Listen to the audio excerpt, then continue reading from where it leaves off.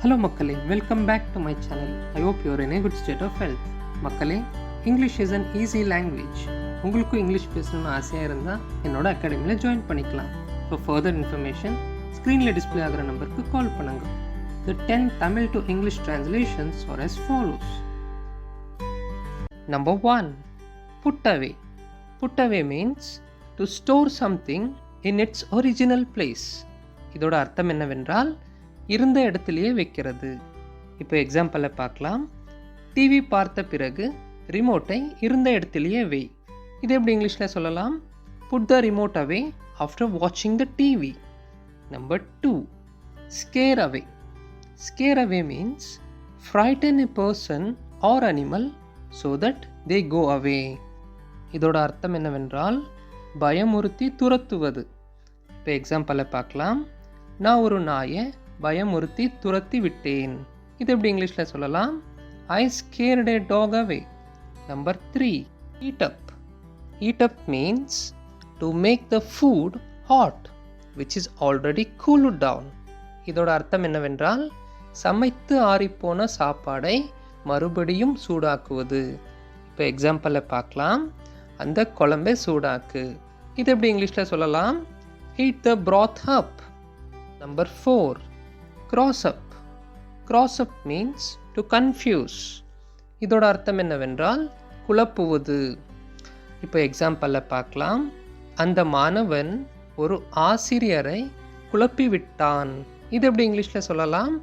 The student crossed a teacher up. Number 5. Toss down. Toss down means to drink something quickly.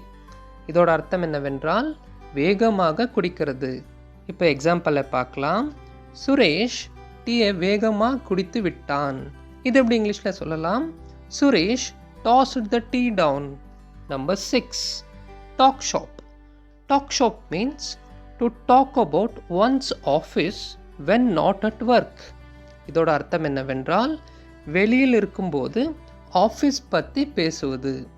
இதோட எக்ஸாம்பிளை பார்க்கலாம். அவர் எங்கே போனாலும் office பற்றி தான் பேசுவார். இது எப்படி இங்கிலீஷில் சொல்லலாம்? He talks shop wherever he goes. Number 7. Fuel up. Fuel up means to put petrol or other fuel into a vehicle. இதோட அர்த்தம் என்னவென்றால் வண்டிக்கு பெட்ரோல் போடுவது. இப்போ எக்ஸாம்பிளை பார்க்கலாம். பைக்குக்கு பெட்ரோல் போட போயிட்டு இருக்கேன். இது எப்படி இங்கிலீஷில் சொல்லலாம்? I am going to fuel my bike up. Number 8. Run out. Run out means to use all of something. இதோட அர்த்தம் என்னவென்றால் தீந்து போகிறது. இப்போ எக்ஸாம்பிளை பார்க்கலாம். சிலிண்டரில் கேஸு தீந்துருச்சு. இது எப்படி இங்கிலீஷில் சொல்லலாம்? Cylinder ran out of gas. Number 9. Switch over. Switch over means to change the TV channel. இதோட அர்த்தம் என்னவென்றால் டிவி சேனல் மாற்றுறது. இப்போ எக்ஸாம்பிளை பார்க்கலாம். அந்த சேனலை மாற்று. இது எப்படி இங்கிலீஷில் சொல்லலாம்? ஸ்விட்ச் ஓவர் த சேனல். அந்த last phrasal verb is picket. Picket means to eat unwillingly. இதோட அர்த்தம் என்னவென்றால் விருப்பம் இல்லாமல் கொஞ்சம் சாப்பிடுறது. இதோட எக்ஸாம்பிளை பார்க்கலாம். என்னோட பையன் நேற்று சரியாகவே சாப்பிடலை.